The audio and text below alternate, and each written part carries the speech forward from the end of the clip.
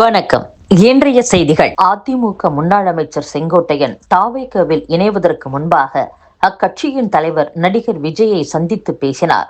அப்போது செங்கோட்டையன் முக்கியமான 5 கோரிக்கைகளை நிபந்தனையாக வைத்து பேசியதாக தகவல் வெளியாகியுள்ளது. இது குறித்து தாவேக வட்டாரங்கள் கூறும்போது, அதிமுகவில் இருந்து செங்கோட்டையன் நீக்கப்பட்டதும் தாவேகவின் தேர்தல் பிரிவு மேலாண்மை பொதுச் செயலர் ஆதவ் அர்ஜுனா செங்கோட்டையனை தொடர்பு கொண்டார். தாவேகவில் சேர வலியுறுத்தி பல முறை போன் பேசியுள்ளார். அப்போது தாவேகவில் இணைய 5 நிபந்தனைகள் உள்ளன. அதை விஜய் ஏற்றால் மட்டுமே தாவேகவுக்கு வருவேன்.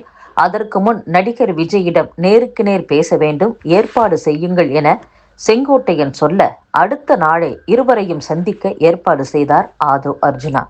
இந்த தகவல் கிடைத்த பின் தன் எம்எல்ஏ பதவியை ராஜினாமா செய்தார் செங்கோட்டையன். அதன் பின் சென்னையில் உள்ள விஜய் வீட்டிற்கு சென்று அவரை சந்தித்து பேசினார்.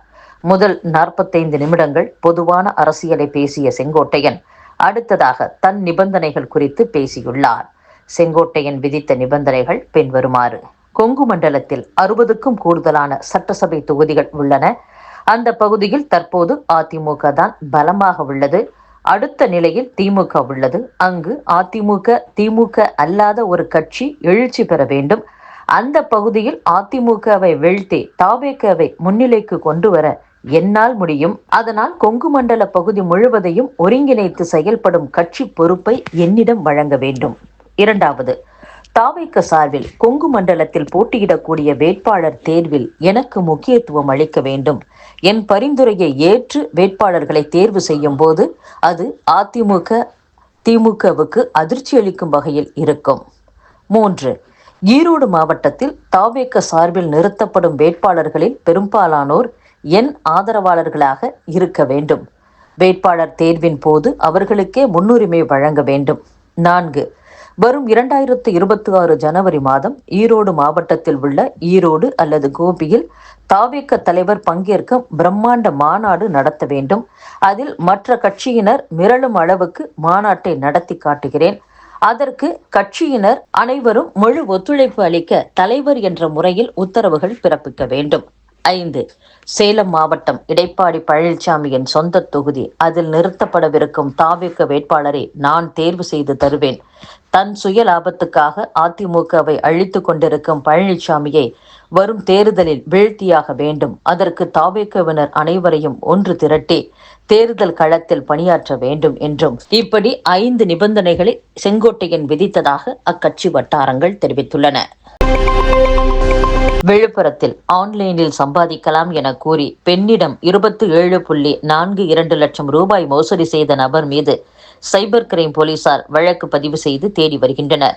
விழுப்புரம் சாலாமேடு பகுதியைச் சேர்ந்த பெண்ணிடம் மொபைல் போனுக்கு கடந்த செப்டம்பர் மாதம் 30ஆம் தேதி வாட்ஸ்அப் மூலம் தொடர்பு கொண்ட நபர் ஆன்லைனில் பகுதி நேர வேலை தருவதாக கூறியுள்ளார். மேலும் தாங்கள் அனுப்பும் ஆன்லைன் லிங்க் மூலம் வரும் ஐபிஓ சப்ஸ்கிரிப்ஷனில் முதலீடு செய்தால் அதிக தொகை சம்பாதிக்கலாம் என கூறி அதற்கான லிங்கையும் அனுப்பியுள்ளனர். அதனை நம்பிய அந்த பெண் அந்த லிங்க் உள்ளே சென்றபோது ட்ரேடிங் ஆப் ஒன்று டவுன்லோடு ஆகி அதனுள் சென்று தனது வங்கி கணக்கு உள்ளிட்ட விவரங்களை கொடுத்துள்ளார். மேலும் மர்ம நபர் கூறியபடி பணியை மேற்கொண்டவர் அந்த மர்ம நபர் கூறிய தனது வங்கி கணக்கு மூலம் இணைய வழியில் கடந்த அக்டோபர் 5ஆம் தேதி முதல் நவம்பர் 9ஆம் தேதி வரையில் 27,42,480 ரூபாயை 23 தவணைகளாக முதலீடு செய்துள்ளார். ஆனால் மர்ம நபர் கூறியபடி தொகையை அனுப்பாமல் மோசடி செய்துள்ளார். எனவே ஏமாற்றப்பட்டதை அறிந்த அப்பெண் அளித்த புகாரின் பேரில் விழுப்புரம் மாவட்ட சைபர் கிரைம் போலீசார் வழக்கு பதிந்து ஆன்லைனில் மோசடி செய்த மர்ம நபரை தேடி வருகின்றனர். தமிழகத்தில் நகர்ப்புற வாழ்விட வாரியத்தின் 70 திட்ட பகுதிகளில் பட்டா பெற முடியாமல் ஒதுக்கீட்டாளர்கள் தவிப்பதாக புகார் எழுந்துள்ளது. சென்னை மற்றும் பல்வேறு நகரங்களில் நகர்ப்புற மேம்பாடு என்ற பெயரில் 190 இடங்களில் குடியிருப்பு திட்டங்கள் அறிவிக்கப்பட்டன. 30 ஆண்டுகளுக்கு முன் அறிவிக்கப்பட்ட இத்திட்டங்களில் அந்தந்த பகுதியில் வசிப்போருக்கு மனைகள் ஒதுக்கப்பட்டன. இந்த மனைகளுக்கான தவணை தொகைகளை ஒதுக்கீட்டாளர்கள் கட்டி முடித்து விட்டனர். விற்பனை பத்திரம் கேட்டு ஒதுக்கீட்டாளர்கள் நகர்ப்புற வாழ்விட மேம்பாட்டு வாரியத்தை அணுகினர். இதில் மக்களுக்கு ஒதுக்கப்பட்ட நிலங்கள் வெவ்வேறு துறைகளை சேர்ந்தது என்பதால் அந்தந்த துறைகளிடம் இருந்து உரிய ஒப்புதல் பெற வேண்டும் என தெரிய வந்தது. இதனால் விற்பனை பத்திரம், பட்டா பெற முடியாத நிலை ஏற்பட்டுள்ளதாக கூறப்படுகிறது. கார்த்திகை தீபத்தை கலவர தீபமாக மாற்ற முயற்சிக்கின்றனர் என விமர்சித்துள்ள மதுரை மார்க்சிஸ்ட் கம்யூனிஸ்ட் கட்சி எம்பி வெங்கடேசனுக்கு கார்த்திகை தீபம் உங்கள் ஹிந்து விரோத அரசியலை நிச்சயம் பொசுக்கும் என்று தமிழக பாஜக இளைஞரணி தலைவர் சூர்யா பதிலடி கொடுத்துள்ளார். கார்த்திகை தீபத்தை கலவர தீபமாக மாற்ற மதவெறி சக்திகள் எல்லா வகையிலும் முயல்கின்றனர். மதவெறி அரசியலை எந்த நாற்காலியில் அமர்ந்து அம்பலப்படுத்தினாலும் அதை முறியடிக்கும் வலிமை மத சார்பற்ற சக்திகளுக்கு உண்டு. ஹிந்துத்துவா மதவெறி அரசியலை எதிர்கொள்ள குன்றென நிமிர்ந்து நிற்கிறோம் என வெங்கடேசன் கூறியிருந்தார். அதற்கு பதிலளித்து சூர்யா வெளியிட்ட அறிக்கையில், கார்த்திகை தீபம் என்பது மங்களத்தின் அடையாளம், அதை போய் கலவர தீபம் என அழைக்கலாமா? உயர்நீதிமன்றமே அனுமதித்த பின் தமிழ் கடவுள் முருகனின் அறுபடை வீட்டில் விளக்கு ஏற்றுவதை கலவரம் என கூறுவது பக்தர்களின் நெஞ்சில் ஈட்டி பாய்வது போல உள்ளது. ஏற்கனவே மதுரை மீனாட்சியம்மன் திருக்கல்யாணத்தையும் இப்படித்தான் உங்கள் கட்சியினர் கொச்சைப்படுத்தி பேசினர். கேரளாவில் ஐயப்ப பக்தர்கள் மீது தடியடி நடத்தி விரட்டிவிட்ட மார்க்சிஸ்டுகள் அங்கே இந்துக்களை ஒடுக்குவதும் இங்கே வந்து மதசார்பின்மை வேடம் போடுவதும் இரட்டை நிலைப்பாடு. திருப்பரங்குன்றம் மலையில் தீபம் ஏற்றுவது பக்தர்களின் உரிமை என உயர்நீதிமன்றம் சொன்ன பின் அதை எதிர்ப்பது சட்டத்தை அவமதிக்கும் செயல் என்றும், பிற மத பண்டிகைகளுக்கு முதல் ஆளாக ஓடிச் சென்று வாழ்த்து தெரிவிக்கும் உங்கள் நாக்கு இந்து பண்டிகையை கலவரம் என முத்திரை குத்துவது ஏன்? முருகப்பெருமானின் சந்நிதியில் எரியும் அந்த கார்த்திகை தீபம் உங்கள் ஹிந்து விரோத அரசியலை பொசுக்கும் என்று கூறியுள்ளார். அம்பேத்கர் நினைவு நாளில் சென்னை அம்பேத்கர் மணிமண்டபத்தில் மரியாதை செலுத்த இந்து மக்கள் கட்சிக்கு அனுமதி வழங்கி சென்னை உயர்நீதிமன்றம் உத்தரவிட்டுள்ளது. டாக்டர் அம்பேத்கரின் 69வது நினைவு தினம் வரும் 6ஆம் தேதி அனுசரிக்கப்படுகிறது. அன்றைய தினம் இந்து மக்கள் கட்சி மாநில தலைவர் அர்ஜுன் சம்பத் தலைமையில் சென்னை ராஜா அண்ணாமலைபுரத்தில் உள்ள அம்பேத்கர் மணிமண்டபத்தில் மரியாதை செய்ய அனுமதிக்க கோரி அக்கட்சி நிர்வாகி அருண்குமார் மனு தாக்கல் செய்தார். மனுவில் அம்பேத்கர் மணிமண்டபத்திற்கு மரியாதை செலுத்த செல்லும் முயற்சியை மாற்றுக் கட்சியினர் தடுப்பதால் இந்து மக்கள் கட்சி தலைவர் அர்ஜுன் சம்பத் உள்ளிட்டோருக்கு காவல்துறை உரிய பாதுகாப்பு வழங்க உத்தரவிட வேண்டும் என குறிப்பிட்டிருந்தார். இந்த மனு நீதிபதி AD ஜெகதீஷ் சந்திரா முன் விசாரணைக்கு வந்தது. அப்போது காவல்துறை தரப்பில் இதற்கு முந்தைய ஆண்டுகளில் இந்து மக்கள் கட்சியினர் அம்பேத்கர் சிலைக்கு காவி உடை அணிவிக்கும் செயலில் ஈடுபட்டதால் மாற்றுக் கட்சியினர் அவர்களை மரியாதை செய்ய விடாமல் தடுத்தனர் என தெரிவிக்கப்பட்டது. அதற்கு மனுதாரர் தரப்பில் காவல்துறை விதிக்கும் நிபந்தனைகளின்படி மட்டுமே செயல்படுவோம் என உறுதியளிக்கப்பட்டது. இதையடுத்து நீதிபதி அம்பேத்கரின் புகைப்படத்தை மாற்றி அமைத்து பேனர் எதுவும் எடுத்துச் செல்லக்கூடாது, அனுமதிக்கப்பட்ட 25 நபர்களை தவிர கூடுதலாக கூட்டம் சேர்க்கக்கூடாது என்ற நிபந்தனைகளுடன் இந்து மக்கள் கட்சியினர் அம்பேத்கர் மணிமண்டபத்தில் மரியாதை செய்ய அனுமதித்து உத்தரவிட்டார்.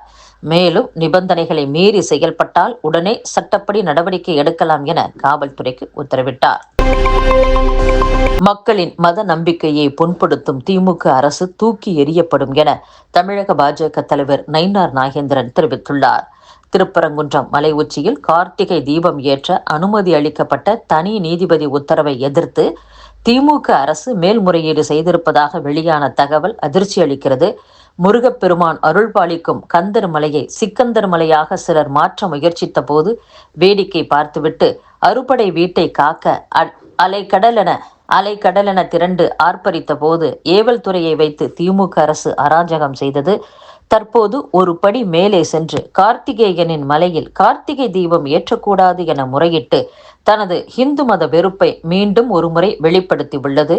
ஒன்று மட்டும் நிச்சயம், மத சார்பின்மை வேடமிட்டு இந்து மதத்தை மட்டும் குறிவைத்து தாக்கும் திமுக அரசின் முயற்சி முருகனின் ஆசியுடன் முறியடிக்கப்படும். குன்றம் குமரனுக்கே என்பது ஆணித்தரமாக மீண்டும் உணர்த்தப்படும். மக்களின் மத நம்பிக்கையை புண்படுத்தும் திமுக அரசு தூக்கி எறியப்படும் என்றும் நயினார் நாகேந்திரன் கூறியுள்ளார். புதுச்சேரியில் தாவேக தலைவர் விஜய் ரோட் ஷோ நடத்த அனுமதி மறுத்த போலீசார் பொதுக்கூட்டம் நடத்த இடத்தை தேர்வு செய்து தெரிவிக்குமாறு கூறியுள்ளனர். தாவேக தலைவர் விஜய் கரூரில் நடத்திய பிரச்சார கூட்டத்தில் ஏற்பட்ட கூட்ட நெரிசல் சம்பவத்தை அடுத்து அவருடைய தொடர் பிரச்சார பயணம் நிறுத்தப்பட்டது. இதற்கிடையில் ரோட் ஷோ நடத்த பல்வேறு வழிகாட்டு நெறிமுறைகளை வகுத்தது. தமிழக அரசு. இதனால் பொதுக்கூட்டம் மட்டுமே நடத்த முடியும் என்ற நிலை உருவாகியுள்ளது. இதையடுத்து காஞ்சிபுரத்தில் உள்ள தனியார் கல்லூரி அரங்கத்தில் அனுமதிக்கப்பட்ட 2000 பேரை சந்தித்து பேசினார் விஜய். அதன் தொடர்ச்சியாக வரும் 5ஆம் தேதி புதுச்சேரியில் காலாப்பட்டு முதல் கன்னியகோவில் வரை ரோட் ஷோ நடத்தி மக்களை சந்திக்க திட்டமிட்டார் விஜய். இதற்கான அனுமதி கோரி கடந்த மாதம் 26ஆம் தேதி புதுச்சேரி டிஜிபி அலுவலகத்தில் தாவிக நிர்வாகிகள் மனு கொடுத்தனர். பின்னர் முதலமைச்சர் ரங்கசாமியிடமும் மனு கொடுத்தனர். தொடர்ந்து போலீஸ் அதிகாரிகள் மற்றும் முதல்வர் ரங்கசாமியை நேரில் சந்தித்து விஜயின் ரோட் ஷோவுக்கு அனுமதியும் கோரினர். இதையடுத்து புதுச்சேரியில் முதலமைச்சர் ரங்கசாமி தலைமையில் ஆலோசனை கூட்டம் நடந்தது.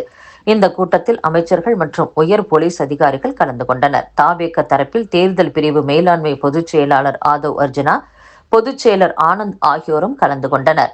பின்னர் புதுச்சேரி டிஐஜி சத்யசுந்தரம் கூறுகையில், புதுச்சேரியில் ரோட் ஷோ நடத்த தாவேகவினருக்கு அனுமதி இல்லை. குறிப்பிட்ட இடத்தில் பொதுக்கூட்டம் நடத்த அறிவுறுத்தியுள்ளோம். நன்கு ஆலோசித்தே இந்த முடிவு எடுக்கப்பட்டது என்றார். இத்துடன் செய்திகள் நிறைவடைகின்றன. மீண்டும் நாளை சந்திப்போம். வணக்கம்.